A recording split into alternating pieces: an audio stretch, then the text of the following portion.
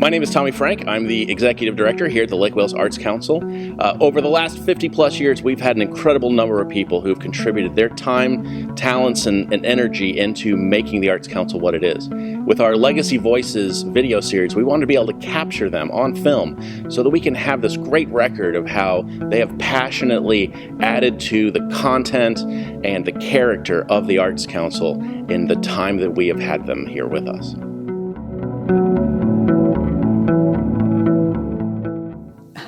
How did I first start being involved with the Lake Wales Arts Council was probably through Lake Wales Chorale that I remember starting singing with Lake Wales Chorale in 1981.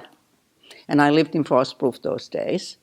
And I commuted from there, and that's when I got to know Emilia. That's probably maybe why I got into the chorale. Can't remember truly. But yes, that way. And then I moved to Lake Wales. And we built a house on Spook Hill. What year that would have been? It was in the early 70s because I was expecting my first child. Right. Pia Restina, who got involved with Lake Wales Arts Council as well. She started the summer camps. Okay.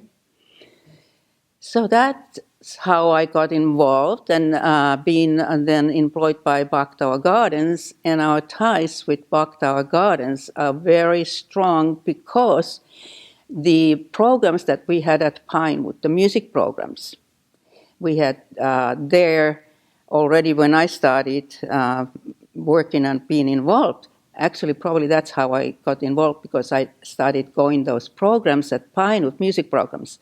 And they were free to Lake Wales Arts Council members. It was part of the packet, so to speak. Yes. And so we've been really tied up with Bachtower Gardens a lot with the Lake Wales Arts Council. So, and those Pinewood concerts, well, they don't anymore have them because now Pinewood, they're more into the history of the building there. So, but those concerts were wonderful. They were always fully subscribed, and every seats and even on the porches were usually open if the weather was nice, like it usually is at the winter season, so to speak. So there was a program that we started with young teenagers. The age group was from 13 through 19, because that's where it was teen. So I sponsored it. We met here at the Lake Wales Arts Council building, and we were self-supporting. We did not get any monetary support from the Lake Wales Arts Council. The Arts for Youth earned money so that they could go to see exhibits or musical programs or ballet or any sort of arts related, which includes music, of course. And the kids were very involved. Of course, they had their president and their, so on and so on. And they raised all the monies. We went to see, for instance, we went to Tampa to see the Phantom of the Opera. We went to Orlando, probably to Rollins College to see something. I can't quite remember. Also, there's a artist community that was started actually somehow with Mrs. Bach after her husband died. Andrew Smith was the director there. And they had art shows there, basically visual art shows, yes. And then we went to see, I shouldn't say I, but the idea was to embrace the youth with all the forms of the art. we did do some tours too, and went to see, for instance, in St. Petersburg, we went to see the Russian exhibit that was at the St. Pete, and we went to Orlando, things like that. So that was the Arts for Youth. What was the time period the Arts for Youth was taking place? It was from the early 90s. And my kids, the three daughters, were very much involved, and they chaired the club, each of them, and then three of them had been chairing the club, and then we wanted somebody now else to be, and I couldn't get any of the kids volunteer. I think that maybe Nathan Cornell did. He might have. But at some point, I wasn't anymore sponsoring it, so maybe it lived about 10 years.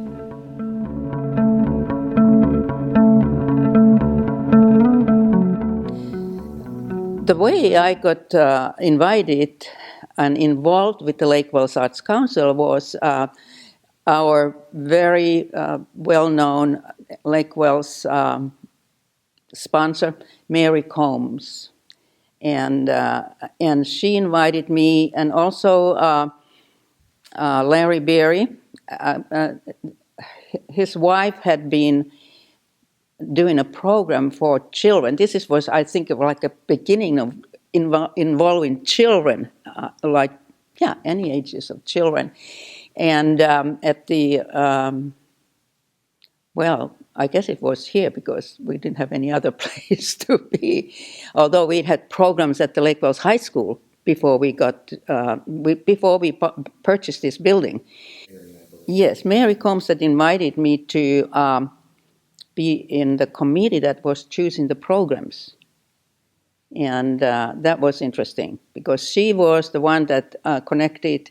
There was an organization that was in Winter Haven that supplied artists, and she was involved with them. That's how she was getting the programs. Instead of when Bill went to, I'm talking about Bill, what was his last name? Bill Dickinson went all the way to New York to find the artist. Anyway, so Mary Combs, and she was really very influential. I mean, she was the matriarch, I'd say. Then the other people that involved would have been Milford Meyer, and there would have been somebody else yet. Doesn't come to my mind, but those weren't only the two. Oh, Mike Cruz, of course. Mike Cruz was the one that really got the Arts Council started, to my knowledge. He or maybe it was just the chorale. He started the Lake Wales Chorale, I know that. He was the first director of the Lake Wales Chorale before Milford. So, how did we get here? Then I moved to Lake Wales about, I guess it would have been 75 or so, because that was when Pia was born. And later on, my daughter Pia started again those youth programs, those arts camps, because she was a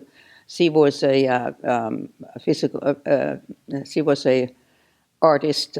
She graduated in Rhode Island School of Design, and so she started those. Indeed, she was sort of an interim director here at one point. The other thing that we did outreach from here were to art shows or musical programs. Sarasota was one of those favorite places people to go. We would have a lunch at the famous restaurant there, and then we would go and see whatever. There was the old theater in Sarasota, which is, what was it called now? Goodness. It's been preserved, but it's they have the new one. It came from Scotland, the new one, which is much bigger than the little one. That didn't. The little one had very small capacity for people, but we did tours there for music programs and even plays. sometimes it would be a play. And also did programs, outreach programs to Orlando. And I don't know if this was for Bacta Gardens or the art show, because we've been so much together with the gardens. We did a tour to South Florida one time, a bus tour. And also, yeah, I did say the St. Petersburg when the Russian exhibit was there. And also when the Titanic was there, the exhibit about Titanic.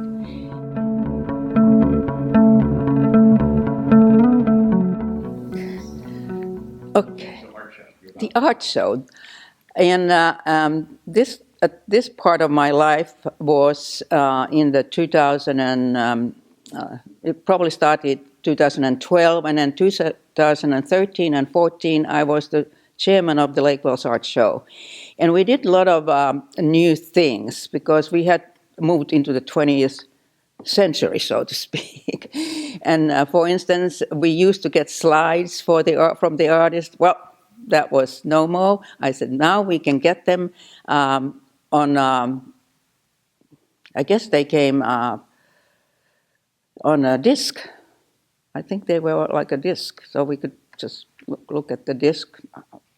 Could be something else that may come to my mind, but yes. And I went to St. Louis one time for the Arts Council, and where there were it was a lot of arts, visual arts type of people and companies meeting there. So I got a lot of information from them, and that was also the information about how to apply for art shows. That they didn't have to send slides to every art show in town or in the country, so to speak. So they could have just one. I guess it would be, I'd say not the website, but it was something very simple. Yeah, it's called Application. I've seen it. Yes, application. That's what we started. Thank you. Yes, we started this application. That's right.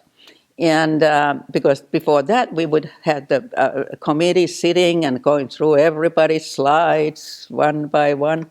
You had to show the booth, what kind of booth you had. You had to show how you presented the art. And then you had to have some slides about the kind of work you did.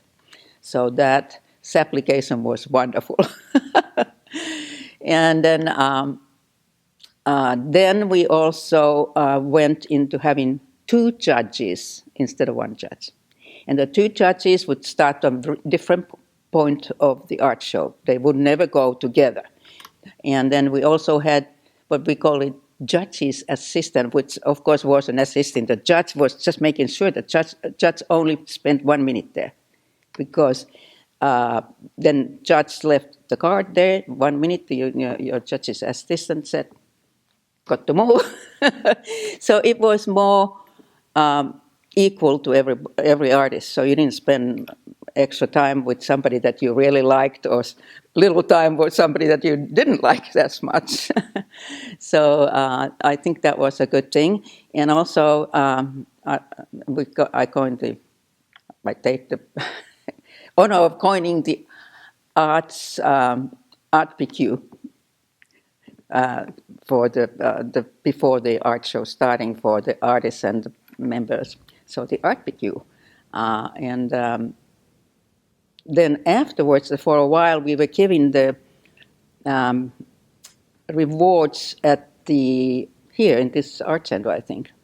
But then we changed that to going with the judge to, and we had entourage going, all the artists that were getting awards in the show. So anyway, that was that. And two judges, well, and art PQ. Okay. Well, that's about the most important. If there was something else. We did have the children's art show too. From different schools. We had the, so to speak, Lake Wales, Frostproof, not Winter Haven because they have their own show. and yeah, that's it. Well, maybe all the schools could have their art, and it mostly was, well, some of it was at the show, and then the rest was in maybe this building indoors. Yeah, and those are the years basically that I was involved. After that, I retired from Bakhtau Gardens and moved to Winter Haven, and been a member hopefully all this time. And I just love this organization and the work that it has done and continues doing with you, Tommy. Absolutely, because we had problems in between. The problems with having programs and having a director, not the building, but it was hard to have anybody here. We had money problems. How would we hire and pay for a director? The first director was actually, I guess she was in the 91 maybe. No, I forgot her name. She was a female and she was not from here, from Lake Wales. We did later, we had Laura Dallas, and she was great. She was very good. And, well, we started having a newsletter also. And the newsletter included other things that were happening in the arts world. And, the most important of, most, I wouldn't say important, but he was important too, but probably the best known big personality, artist, pianist, was Eugene Istomin, or Istomin. And he traveled with 2 grand pianos. Wherever he went, he had his own grand pianos with a big truck or whatever it was. And he was, I think, the highest level of artist that we have had. We've had all the artists that I say, I think, have been very high-level artists and qualified and very important and wonderful people. I have no complaints about that. And the thing that we started, like I said in the beginning, because we were the members of the Lake Wales Arts Council and the members of the Bakhtau Gardens were allowed to go to those concerts at Pinewood. That was included in your membership. So it was like, that's how I started going to the musical programs at Pinewood. They had that piano there. They still do, but yeah. It sort of kind of was wonderful relationship with the Bakhtau Gardens.